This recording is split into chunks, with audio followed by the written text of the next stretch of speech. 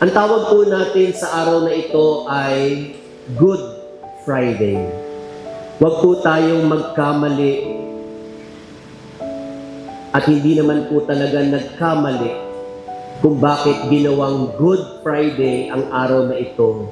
So ano po ba ang naging mabuti sa araw na ito at pinalitan natin ito o pinalitan ito ng good instead of holy?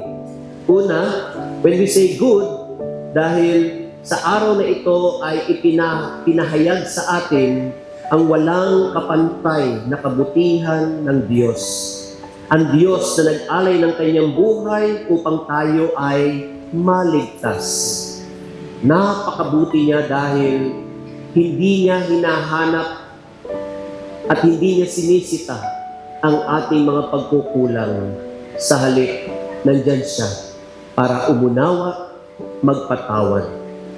Ikalawa, good dahil sa araw na ito ay nanaig ang kabutihan sa kasamaan. Tama nga po, may kabutihan na kapantay ng lahat ng pagkakasala natin dahil sa kabutihan ng Diyos, ibinigay niya ang kanyang bugtong na anak para ialay ang buhay sa atin.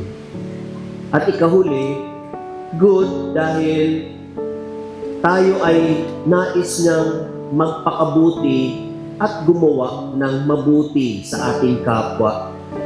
Magkaroon lamang ng saysay ang kanyang kamatayan kung maipapakita natin na kaya nating tularan ng kanyang kabutihan. Maging mapagpatawad tayo, maging maunawain tayo, maging maalalahanin tayo, at magkawang gawa tayo. At dito, mapapakita natin na kaya din natin maging mabuti.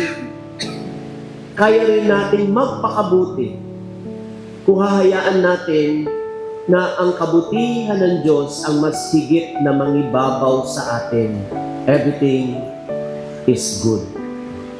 Kaya nga po, kung paano siya nag-alay ng sarili para sa atin, dapat tayo rin ay handang mag-alay ng ating sarili sa iba. Pakita natin ang tunay na good, na mabuti sa atin.